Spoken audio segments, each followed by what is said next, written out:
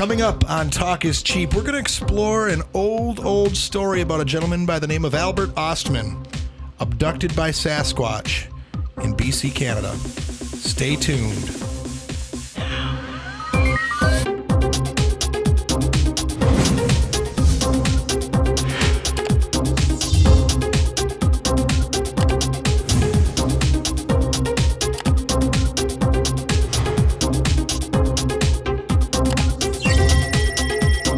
Planet Earth, Milky Way Galaxy.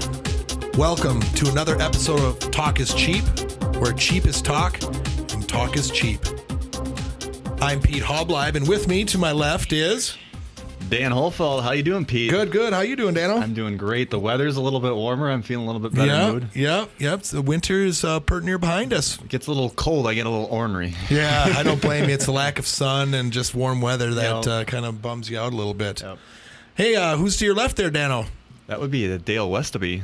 Hey, how you doing today? Good. Nice to see you again, Dale. It's been a fun couple weeks filming episodes with you, so hopefully we can keep this going. It's been great. So, this whole Talk is Cheap thing with me started when Dan caught wind that I was a bit of a Bigfoot buff. We work at the same place. And which shall remain nameless. Yes, which we will not mention. So anyway, he had talked me into coming on to one episode to talk about some Bigfoot stuff. We talked about the famous Patterson-Gimlin film. That's the shaky film of the Bigfoot walking across the sandbar. Which you made some really damn good points about. Yeah. That is an enduring debate. 1967 that was filmed. We've had a lot of people comment too on it about the boobs and stuff. Mm-hmm. Those, you can tell which ones are fake and which ones are real. Yeah, real, right? Yeah, because not a lot of people know that was a female Sasquatch that was filmed and not a male Sasquatch. So. Anyway, one thing led to another. We talked about a lot of stuff, and we have been talking about how I hadn't brought up much more about Bigfoot since then, except for that time I stormed out when Dusty tried to talk about that known hoaxer that I won't even mention that person's name, but that was a long hiatus, but a lovely reunion. Oh, yeah, Rick Dyer. Oh, shut your mouth. Anyway, so today I wanted to bring another interesting, compelling story to the panel to talk about. A gentleman by the name of Albert Ostman, who in 1924 was out on a gold prospecting excursion in Canada, Western Canada, and was allegedly abducted and then held captive for 6 days by a Bigfoot family. Do you know which territory? I think it was in BC, and we'll get into that in a little bit here. Okay. So the lower part. Yeah, yep, okay. Yep. The Tolga Inlet, if you're familiar with where that is kind of where he started. Anyway, we'll get into that a little bit, but yeah, southwestern Canada by the United States border, Pacific Northwest, think of it that way. Okay, that's a hot spot. Yeah, it sure is. So anyway, we're going to talk delve a little bit into his story. And what's kind of cool is that there's lots of videos of him out there and documentation on this because he didn't pass away until I believe sometime in the 70s. So anyway, I got a very short video clip here that kind of will shed some light on the subject. Prospector Albert Ostman in 1924 was camped near Toba Inlet in British Columbia. While asleep in a sleeping bag, he was picked up and packed several miles. Daylight found him in a small valley encircled by cliffs. This was home for a family of these creatures. He was able to escape after 6 days. That's actually him. Sick on a box of snuff. Oh, wow. Now let's listen to Mr. Ostman's experience. Well, there was 4 of them, and none of them look alike. There was what I call the old man, because I had no scale or any rules for measurement, but he was at least 8 feet tall. At least 8 feet tall. And most of it at least 800 pounds. But the what I call the old lady, she couldn't have been over about 600-700 pounds. She was probably 7 feet tall. The women are 7 feet tall and 600 pounds. Oh, gosh. They were Land all well. covered with hair. Yeah.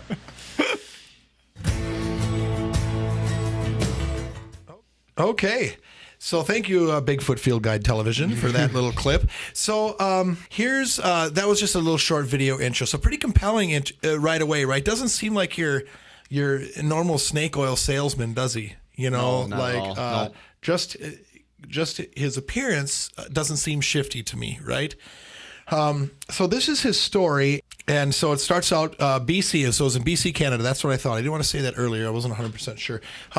It's famous for lost gold mines. So he goes out looking for a lost gold mine. Hired a local native to take him to the head of the Toba Inlet. Claims at the time he had never heard of Sasquatch. So he was the Indian or the native was talking about an animal called Sasquatch. So blah, blah, blah, blah. Moving on. The next morning, he took his rifle, left his equipment at the camp. He decided to look around for some deer trail to lead me up into the mountains. Didn't find a trail. Let's get to the good part here, where he's hiking up. He found a small spring to set up a camp.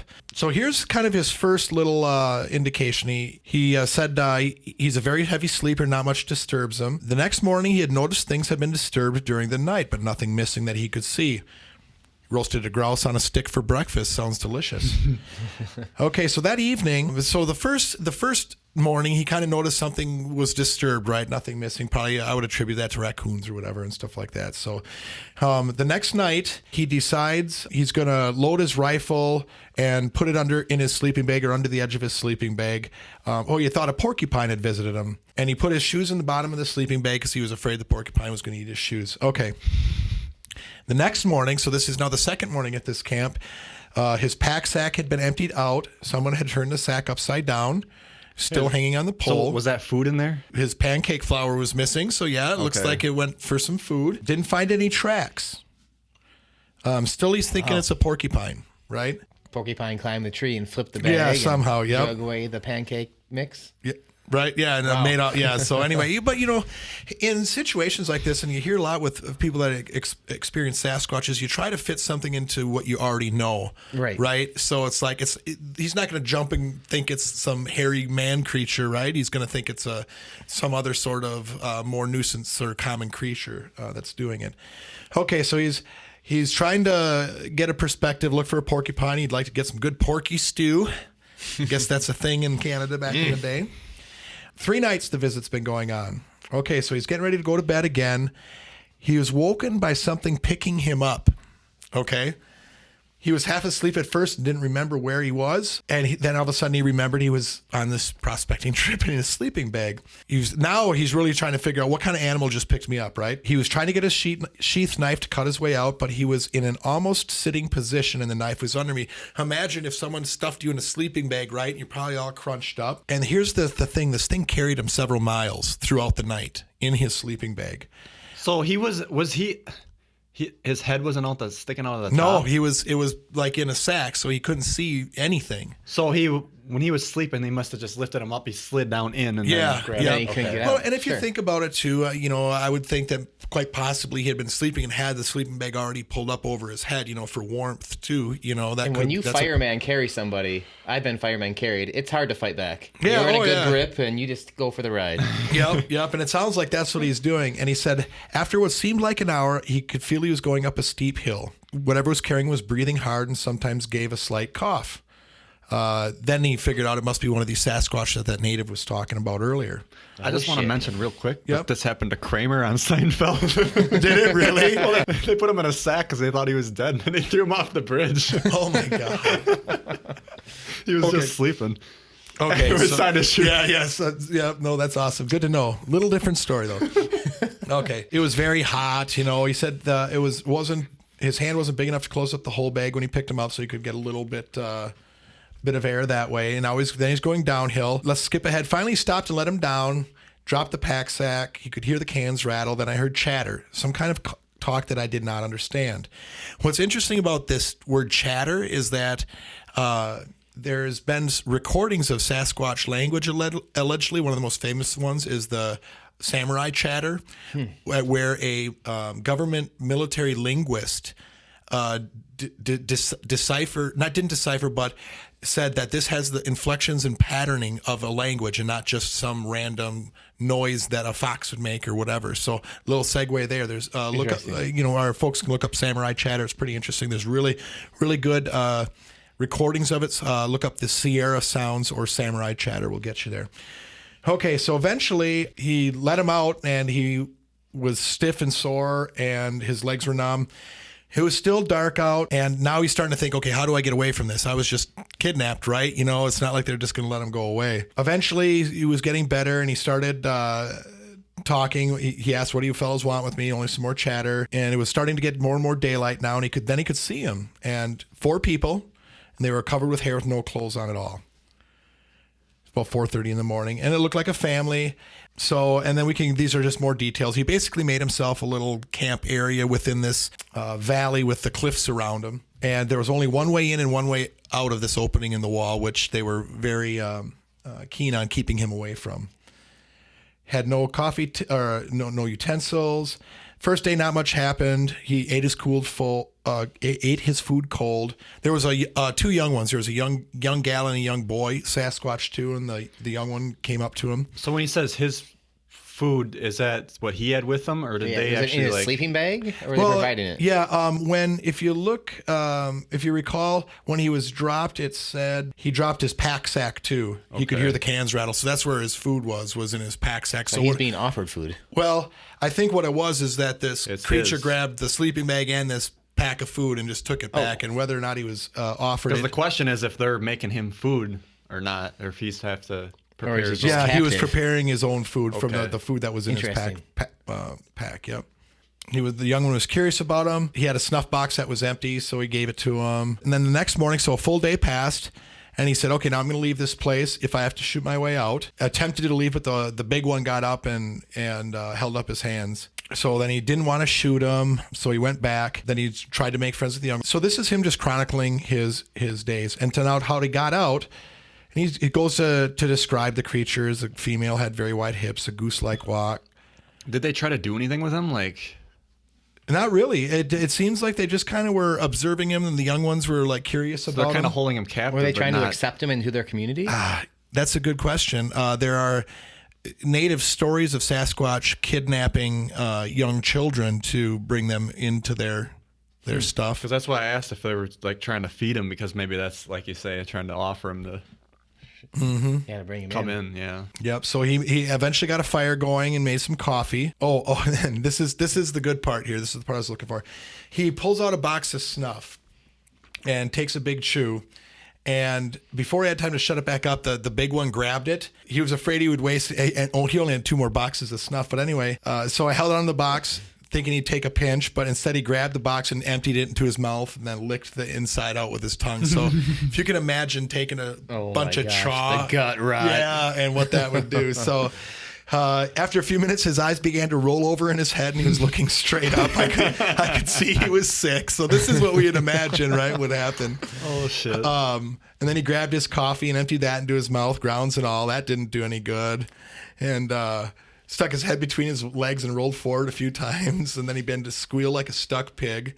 That's when Albert said, I'm going to grab my rifle and get the hell out of Dodge. So then he did fire a warning shot and the female left him alone. So then he basically then took off and nobody really pursued him.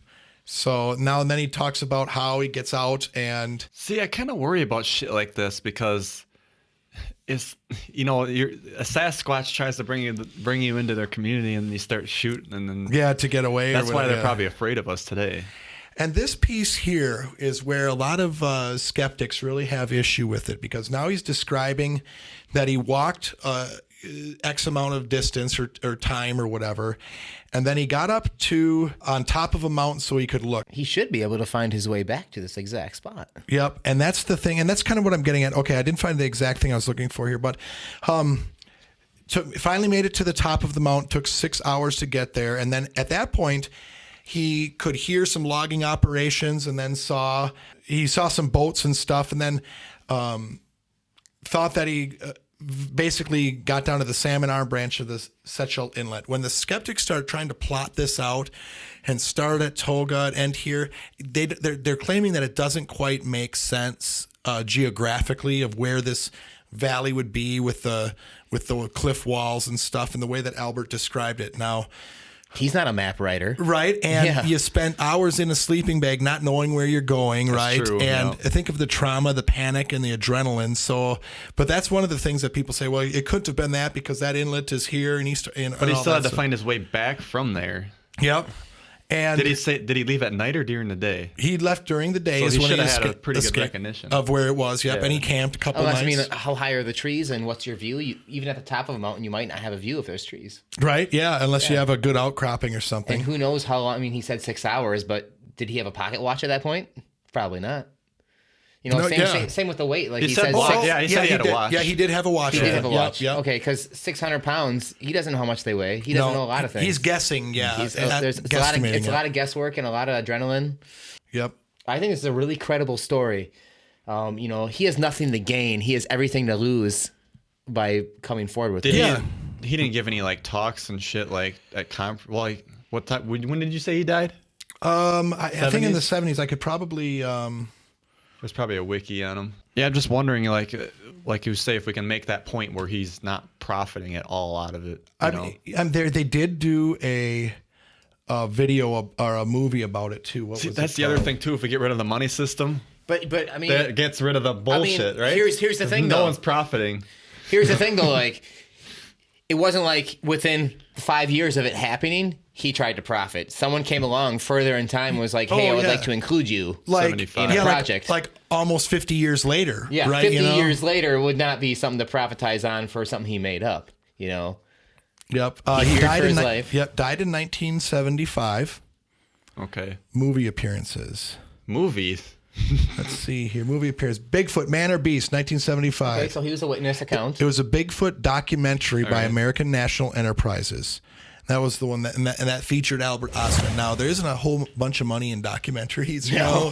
So, but Unless you're on Netflix, maybe. And another Mysterious Monsters, another documentary, yeah, right, yeah.